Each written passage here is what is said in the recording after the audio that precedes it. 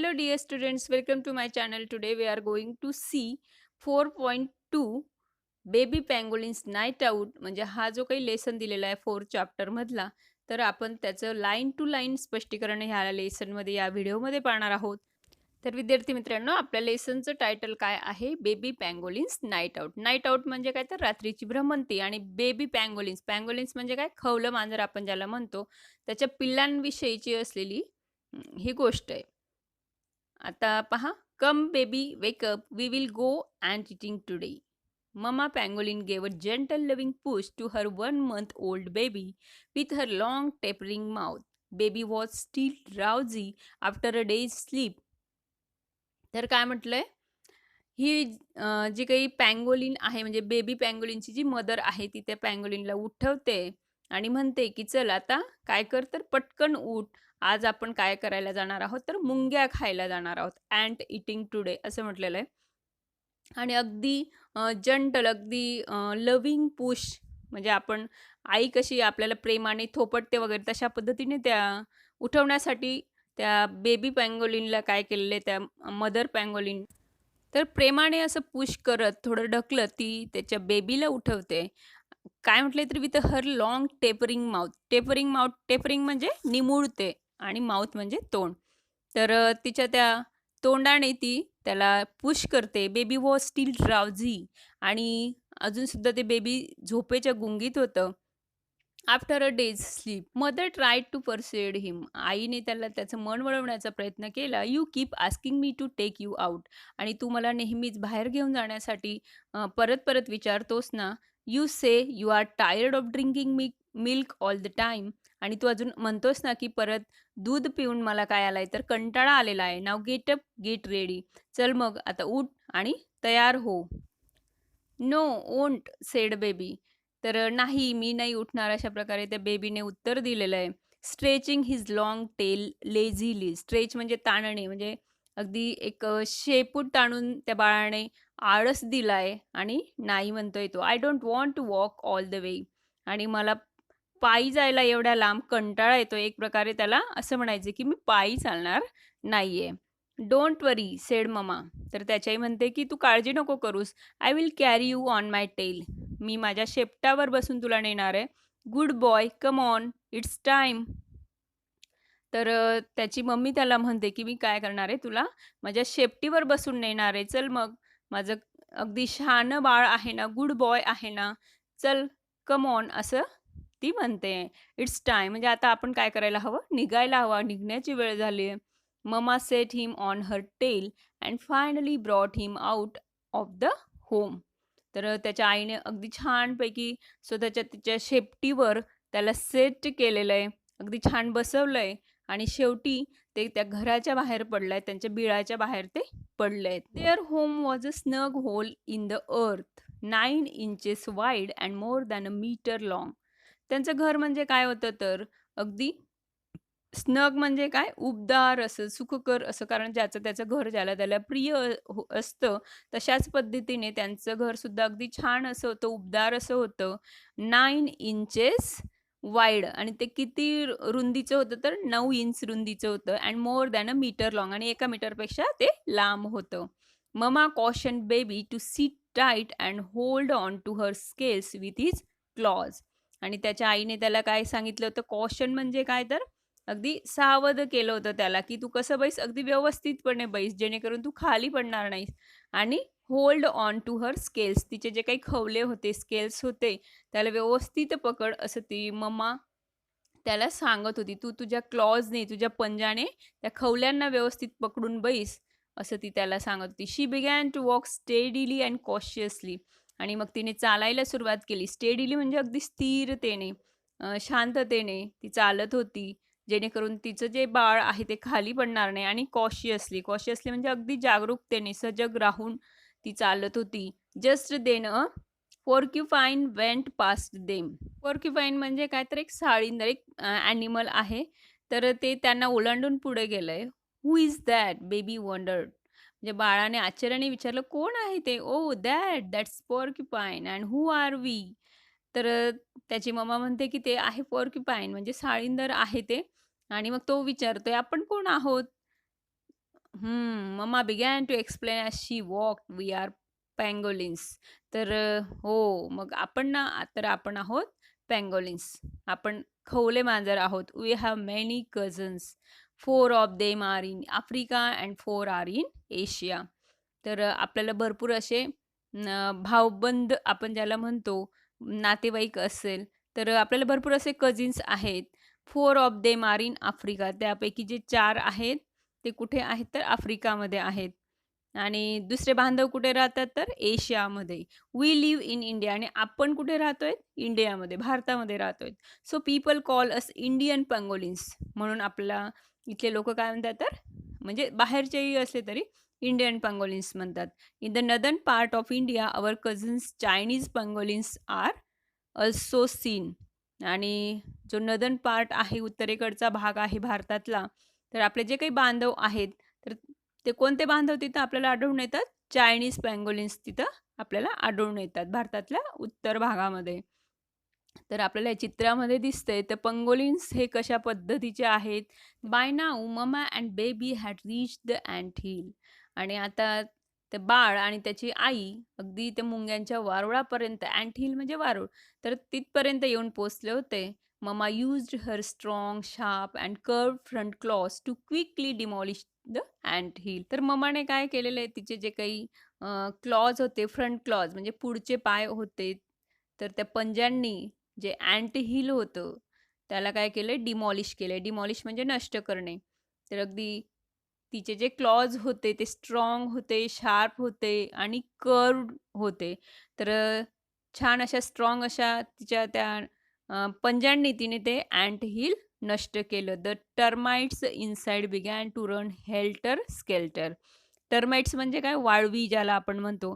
तर त्यातल्या ज्या काही त्या मुंग्या होत्या, त्या वाळवीच्या मुंग्या ज्या होत्या, इकडे-तिकडे त्यांनी धावायला सुरुवात केली.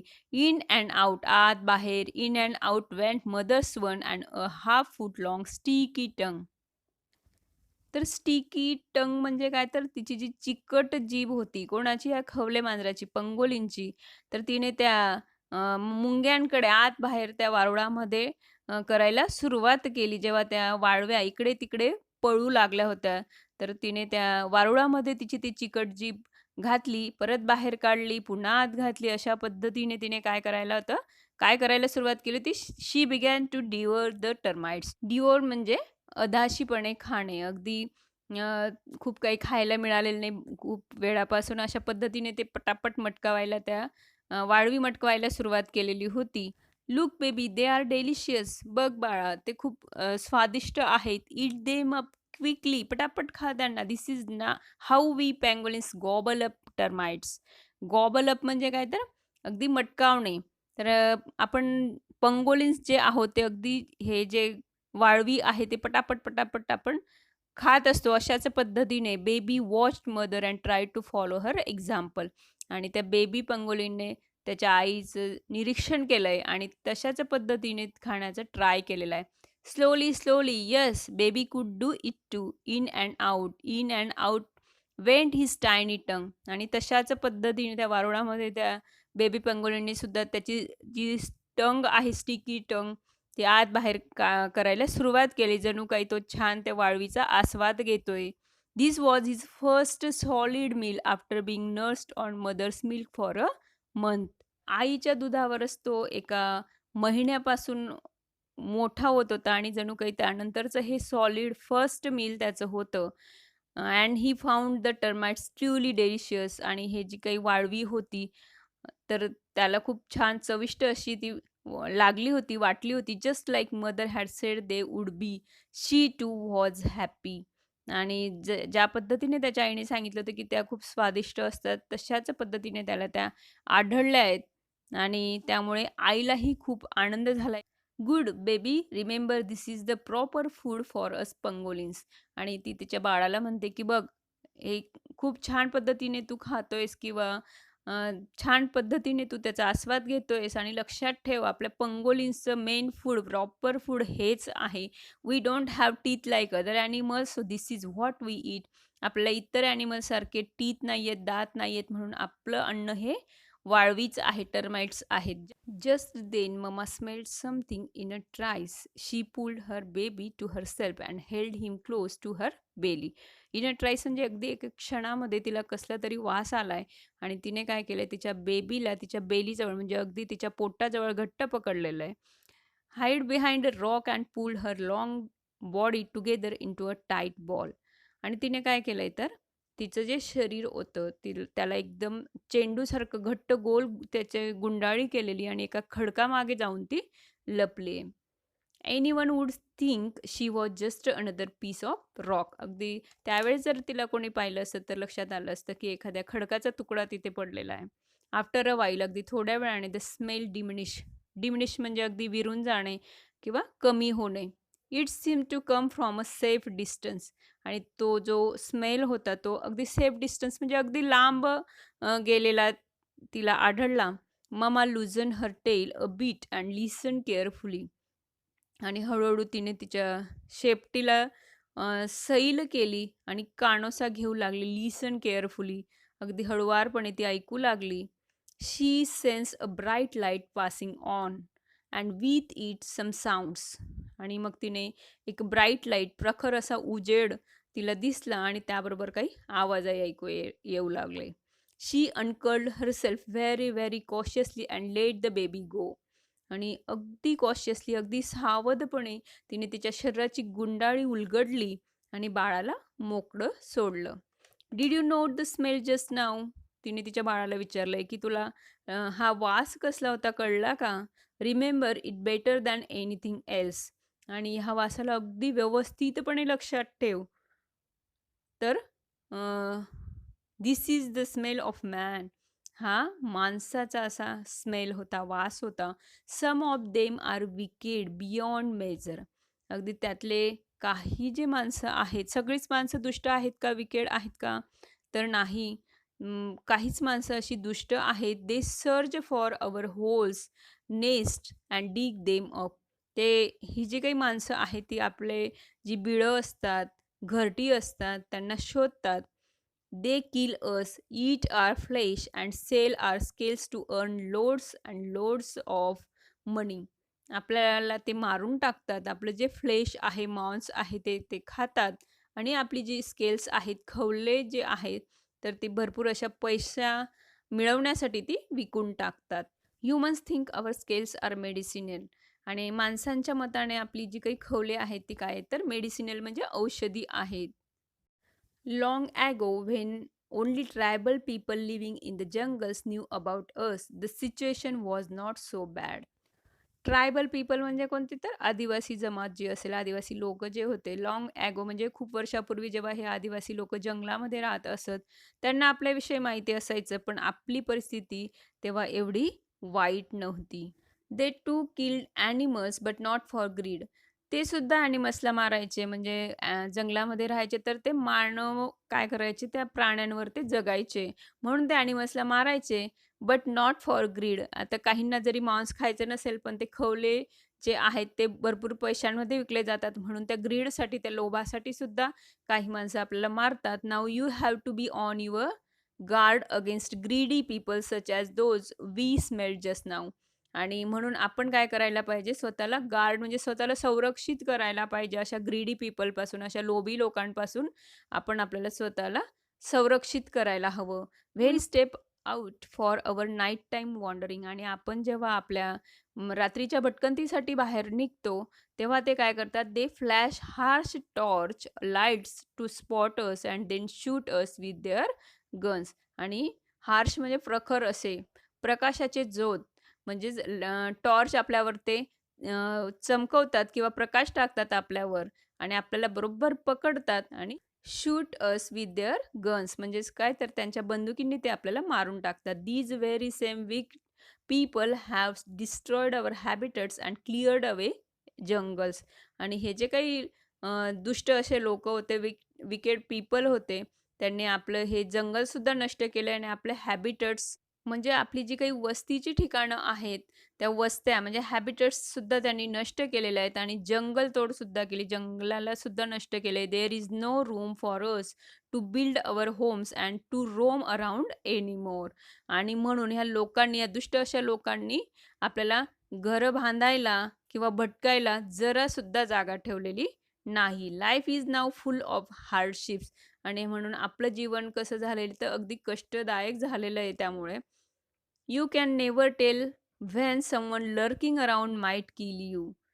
लर्किंग म्हणजे काय तर दडून बसलेलं. तर कोण केव्हा कधी असा दबा धरून बसेल किंवा आपल्याला ठार मारेल हे सांगता येत नाही. बी वॉर्न्ड बेबी, बी केअरफुल. आणि ती त्याच्या बेबीला म्हणते की काय करायचंय तर सतर्क राहायचंय, सावध राहायचंय आणि स्वतःची काळजी घ्यायची आहे. These men don't realise we are their helpers. आणि ही जी काही माणसं आहेत, जी आपल्याला मारून टाकतात, त्यांना समजत नाही की आपण काय आहोत, त्यांचे हेल्पर्स आहोत. आपण त्यांना मदत करतो, हे त्यांना समजत नाही. कशा पद्धतीने मदत करतात? We remove millions of ants and termites for them.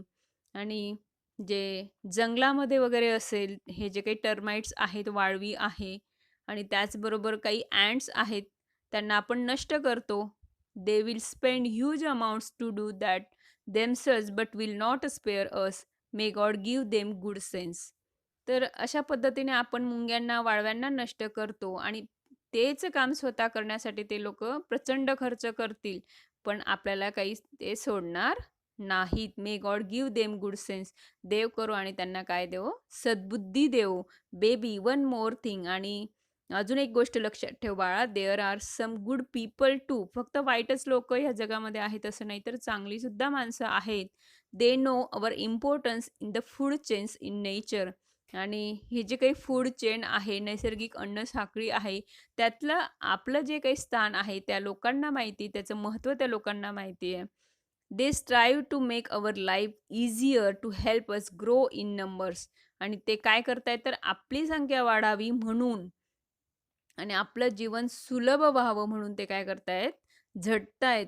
They strive to make our life easier to help us grow in numbers. आपली संख्या वाढावी म्हणून ते काही ना काही प्रयत्न करतायत. सह्याद्री निसर्ग मित्र and other organisations in Maharashtra run awareness campaigns with the help of the forest department. तर फॉरेस्ट डिपार्टमेंट जे आहे म्हणजे वन विभाग जो आहे त्यांच्या मदतीने महाराष्ट्रातील सह्याद्री निसर्ग मित्र आणि अजून काही दुसऱ्या संघटना आहेत, तर त्या काय करतायत तर काही जागृती मोहिमा चालवतायत. They hold meetings in villages and urge people to protect us. तर काही गावांमध्ये, खेड्यांमध्ये ते काही ना काही मीटिंग्स घेतायत, बैठका घेतायत आणि अजून काय सांगतायत तर विनंती करतायत. अर्ज म्हणजे विनंती करणे. लोकांना ते विनंती करतायत. कशाची? तर आपली आपली प्रोटेक्शन करण्याची. म्हणजेच खवले मांजर यांची संख्या वाढावी, त्यांचं प्रोटेक्शन व्हावं, त्यांचं आपण कशा पद्धतीने संरक्षण करावं, यासाठी ते विनंती करतायत. They put up posters with these messages everywhere and hand out pamphlets. काय करतायत वेगवेगळ्या ठिकाणी छान अशी पोस्टर्स त्यांनी तयार केलेली, काही फलक लावलेलीत आणि पॅम्पलेट्ससुद्धा वाटतायत, पत्रकेही सुद्धा वाटतायत. म्हणजे ती लोकांमध्ये जागृती आणण्याचा प्रयत्न करतायत. They try hard to put a stop to international smuggling. आणि अजून काय प्रयत्न करतायत तर ते आंतरराष्ट्रीय तस्करी, स्मगलिंग म्हणजे काय तर तस्करी रोखण्याचा ते प्रयत्न करतायत. तर अशाच पद्धतीने वेगवेगळे ॲनिमल्स आहेत, त्यांचे जे काही बॉडी पार्ट्स असतील, जे औषधी गुणांनी युक्त असेल किंवा काही कामासाठी वगैरे असं महत्त्वाचे असतील, ज्यांपासून भरपूर असा पैसा त्यांना मिळत असेल, तर प्राण्यांना मारून अशा पद्धतीने हे आंतरराष्ट्रीय बाजारपेठेमध्ये विकण्याचं सुद्धा काम करतात, स्मगलिंग वगैरेचं काम करतात. तर ते रोखण्यासाठी सुद्धा ते प्रयत्न करतायत. They set up modern trap cameras to get our photographs and study us. अजून काय करतायत तर एक ट्रॅप कॅमेरा जे असतात टू गेट अवर फोटोग्राफ्स, आपले फोटोग्राफ्स, आपली छायाचित्र त्यांना मिळावीत म्हणून गुपचूप छुपे कॅमेरे ते लावतात आणि आपला ते अभ्यास करतात. स्टडी अस म्हणजे आपण कशा पद्धतीने आपलं खाणं-पिणं काय आहे किंवा केव्हा आपण भटकंतीसाठी निघतो वगैरे, तर आपली ते माहिती करून घेत असतात. I do hope these good people will succeed in their work. आणि मला असं वाटतं की ही जी काही गुड पीपल आहेत, चांगली लोकं आहेत, तर त्यांनी त्यांच्या कामामध्ये यशस्वी व्हावं. Our life will be easier and our kith and kin will flourish. यामुळे काय होईल तर आपलं लाईफ, आपलं जीवन ईझियर, सुलभ होईल आणि आपले जे कीथ आणि कीन म्हणजेच काय सगळे सोयरे जे आहेत, नातेवाईक आहेत, बांधव आहेत, त्यांच्या जातीत वाढ होण्यास मदत होईल. तर फ्लरिश होईल म्हणजे काय तर आपले जे सगळे सोयरे आहे यांच्या संख्येमध्ये वाढ होईल. Come baby that's enough for today. तर चल बाळा आजच्या दिवसासाठी एवढं पुरे आहे. It's getting late. आपल्याला काय होतंय तर उशीर होतोय. Did my love relish the termites. तर माझ्या बाळाला या टर्माइट्सचा, वाळव्यांचा जो काही फराळ आहे तो आवडला ना, we will return here tomorrow. आपण उद्या परत येथे येऊयात. टुमॉरो नाईट म्हणजे उद्या रात्री आपण परत इथे येणारच आहोत. Now we must reach home before the day breaks. आणि चल मग आता दिवस उगवायच्या आत आपण आपल्या घरी पोचायला हवं. तर अशा पद्धतीने भाऊ काटदरे तर यांनी लिहिलेला हा लेसन होता.